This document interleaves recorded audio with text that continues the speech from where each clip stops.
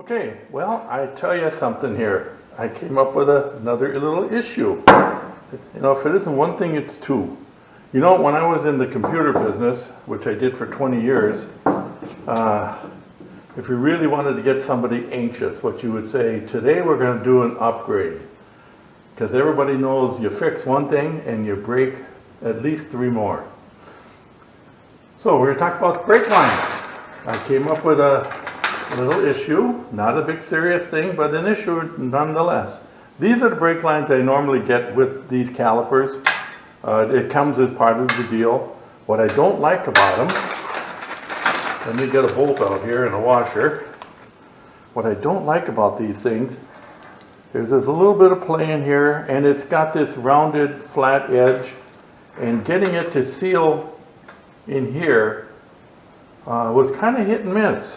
For years I struggled with little leaks at the caliper. A lot of times I had to double up this washer that would fix it, but I shouldn't have had to do that. So what I did is I went to quite a bit better upgrade. As you can see, it's a much nicer looking unit. It's a lot stiffer. I'll bring that up to keep that in mind. But if you look at the end here, it's got the grooved face on it. And this is actually designed for this type of caliper. It fits in here. If you look, there's a couple alignment edges there. It lines up right between those. So this is a much better. Since I switched to this type of line, I have zero problem with leaks. I don't have to tighten them near as much. It just works a lot better, but it caused another issue. First of all, let me get the clip out. This end does not fit in here. So I ream everyone out so it fits there just so nice. And then you put this little clip in here. Okay, so these screw in there just like that. It actually presses in pretty nicely by hand. So you have a nice solid connection. So this goes to the caliper. It whips around to this thing, which I'll show you on the bike here in a little bit. But there's an issue with that. These clips would kind of get loose. So I put silicone on the top of here with the idea that that'll hold it in place and it's not going to work its way out of there. Well, the silicone doesn't work very well. I put silicone there because I thought, well, if you want to replace this, you could just peel the silicone off, pull this thing out. Well, you're never going to replace this. Once you put this in there, it's there for good. But it is very springy, as you can tell, compared to this one. This one's kind of flappy. Because this one here is actually a nylon braid. This one here is stainless steel. It's a lot better line. It won't expand under pressure like that one would. And I do pay quite a bit more money to go with this, even though I get these for free. These I basically I fling those. So let's go over to the bike and we'll see what I'm talking about here. Okay, hopefully you can see this. Now this one here, I put some panel bond 8115 on here, which really glues that clip into place. I'm going to do this from now on.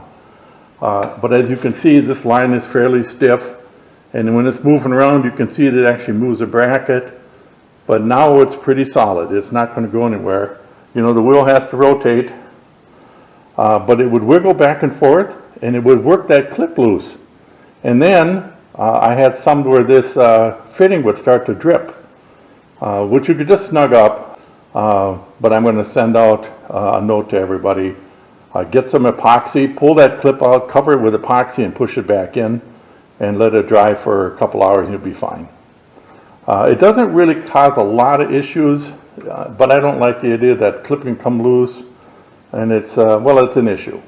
It's just an issue and I don't really want to be dealing with it. So this is going to be the next change. So here I eliminated the leak at the caliper end and caused the issue here. But I think this is going to be the cure, and hopefully if I never change anything going forward, we're not going to have any issues. So a pretty minor thing. It's a pretty minor thing. And the other thing I did notice is these lines, they look like they're copper, which they are. But internal they're steel, so it's actually a bimetal product. They're a little bit soft, but I've noticed the end of this thing, you can't see it, but it's got a reverse taper inside here. but the very end of it's flat. So when you snug this up, you have to give it a little extra to squish the flare against that flat face. It's not a big deal, but again, I haven't been tightening these enough. So I'm going back and giving them a little extra turn. The ones at the other junctions are fine. I haven't had any issues with any of those. It's just this very end here. So anyway, that's the scoop for the day and the fix of the day.